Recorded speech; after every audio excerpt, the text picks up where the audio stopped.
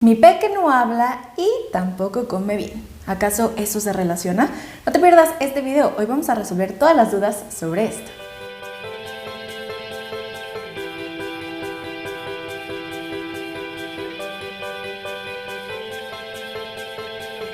Hola, ¿cómo estás? Yo soy Jimena Carreto, terapeuta de lenguaje y aprendizaje y también soy licenciada en lingüística.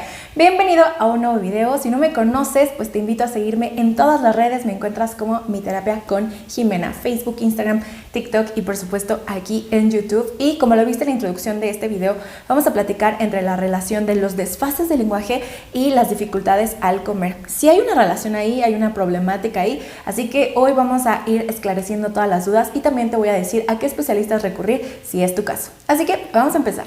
Lo primero que te quiero decir es que de verdad es súper común que tengamos pequeñitos con algún desfase de lenguaje o alguna problemática de lenguaje y que también sean selectivos al comer.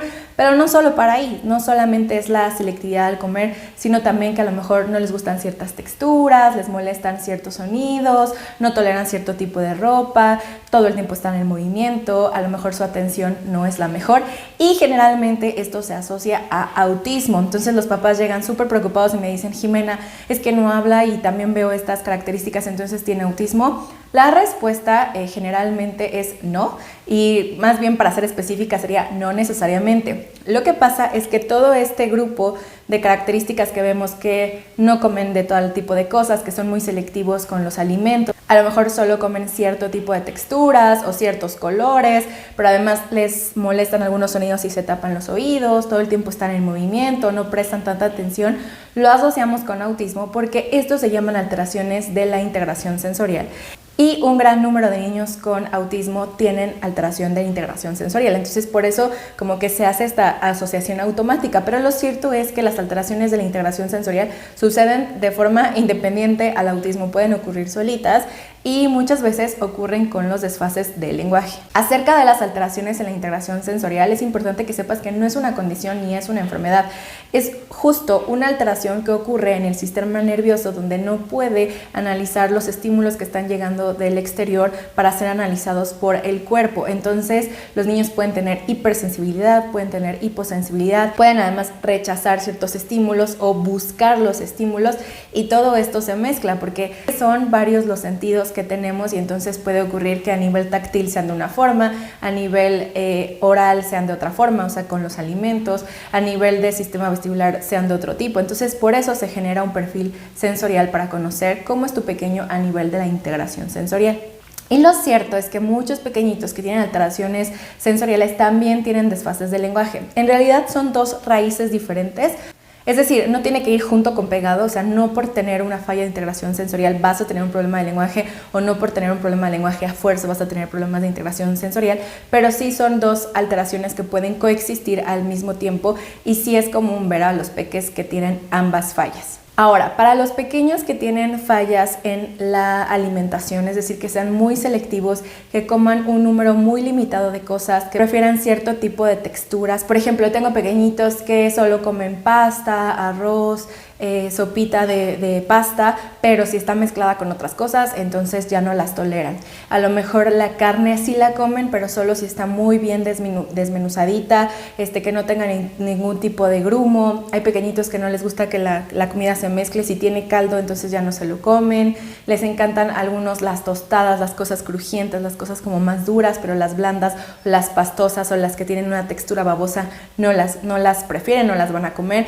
Entonces realmente en la parte de la selectividad de alimentación es muy distinto en cada niño, y por eso hay que descubrir cuál es el perfil particular de cada uno de los pequeños para saber cómo lo vamos a trabajar. Ahora, esto puede ocurrir a cualquier edad, no tiene que ser únicamente de niños, puede ocurrir también en edad adulta, o sea, personas que definitivamente no toleran todos los tipos de texturas o todos los tipos de alimentos, porque seguramente desde que eran niños ocurrió esto, y al no ser tratado, pues la alteración se mantiene, y lo único que pasa es que las personas logran como tolerar un poquito más o permitir comer ciertas cosas, pero realmente no es algo que les guste o lo disfruten. Entonces, si tú ya ubicaste que tienes un peque con selectividad alimentaria, pero que además está tardando en hablar, tienes que atender los dos problemas al mismo tiempo. ¿Por qué? Bueno, te voy a dar un ejemplo que cuando yo lo he analizado así, digo, claro, es bastante obvio. Entonces, alimentarnos es algo que va a suceder más o menos desde los 6 meses de edad, ¿ok? A partir de esa edad empiezas a probar texturas, empiezas a probar diferentes sabores y de ahí en adelante vas a tener toda esta experiencia sensorial de alimentos, de sabores, de colores, de olores y vas a tener como todo este movimiento en tu aparato fonoarticulador que tiene que ver con la masticación, ¿ok? Pero cuando está alterado, algo ocurre que está hipersensible, tiene mucha sensibilidad, o está hiposensible, tiene poquita sensibilidad, la forma en cómo tú integras los movimientos de tu aparato fonoarticulador, de tu boca, de tus dientes, de tu lengua, todo lo que tiene que ver con el habla y con la masticación y otras cosas, no es igual. O sea, la forma en que tú percibes tu boca no es la misma. ¿Por qué? Pues porque tienes una alteración. Puedes sobresentir o puedes sentir muy poquito. Entonces, para hablar, nosotros tenemos que tener una percepción o propiocepción adecuada de nuestra boquita para saber hacia dónde yo tengo que mover la boca para producir los sonidos. Entonces, si tenemos desde lo más básico, que es la alimentación, fallas que no me permiten comer de todas las cosas, pues es sumamente esperado que puedan tener desfases de lenguaje porque necesitamos que aprendan a mover la boquita y producir sonidos precisos. Entonces, es muy común que aunque los niños tienen la intención de comunicarse, no les salen los sonidos como ellos quieren, no están produciendo palabras al nivel que se espera y entonces tenemos esos dos problemas a la par. ¿Es tu caso? Entonces, ¿qué hacemos? Bueno, lo primero es que me gustaría que platicaras con tu pediatra acerca de cómo ve la alimentación de tu pequeño y si tiene algunos tips, ¿ok? Para ver que su peso esté adecuado, que su talla sea adecuada, que no estés viendo un desbalance por a lo mejor que tu peque no está comiendo de todas las cosas. Segundo, yo creo sumamente importante que también consultes con un nutriólogo que pueda analizar todo el caso de tu peque y vea cómo puedes tú integrar ciertos alimentos que le permitan tener todos los nutrientes que necesita para estar sano, pero sin tenerlo que obligar. Eso es algo súper importante. Si tu peque tiene selectividad alimentaria, no lo obligues a comer cosas. De verdad, la sensación que él puede sentir con las cosas que no le gustan, si tú lo obligas, vamos a incrementar más el problema de la selectividad alimentaria. Entonces, bajo ninguna circunstancia lo obligues.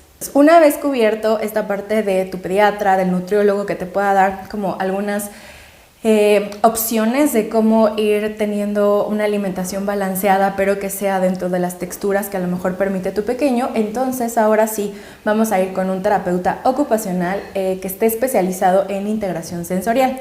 Esta persona es el especialista en integración sensorial y le va a hacer un perfil sensorial para ver si la falla únicamente está a nivel oral o en las otras partes de nuestros sentidos también hay fallas y va a crear un programa de trabajo en todas las áreas necesarias y ahí también se va a incluir la selectividad alimentaria.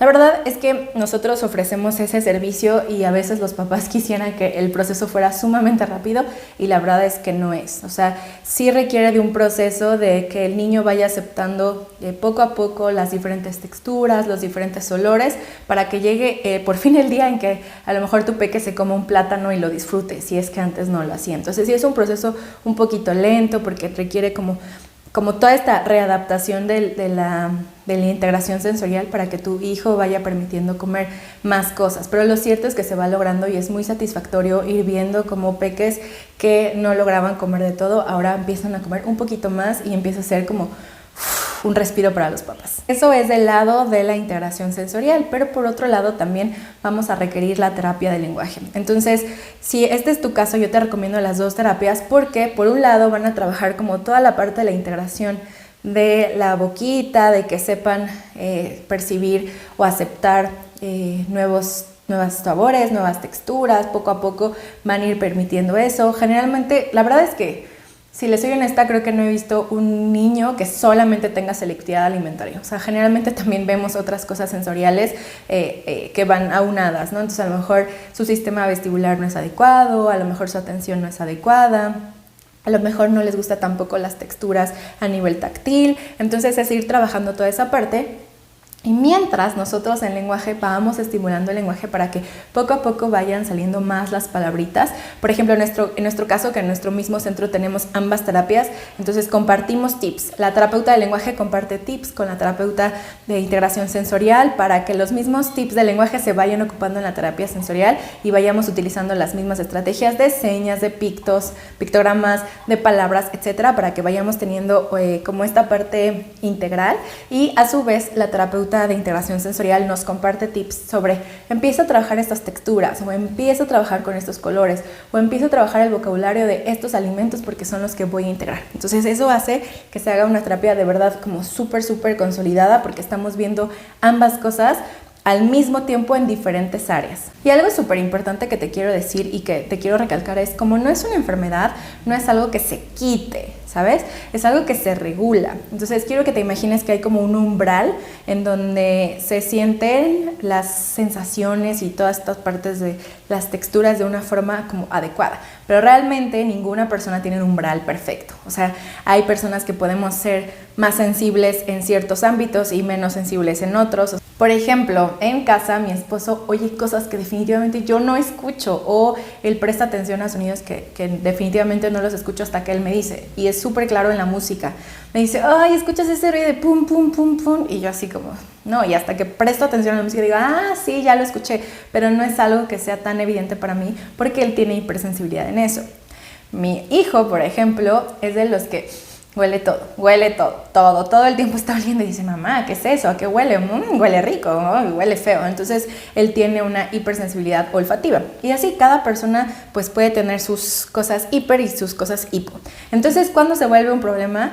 Cuando estas modificaciones en la forma en cómo integras las sensaciones te causan problemas a nivel de adaptación. Entonces, cuando un niño tiene demasiadas alteraciones a nivel oral, de cavidad oral, que no le permite comer de todo, entonces ya se considera una alteración de integración sensorial.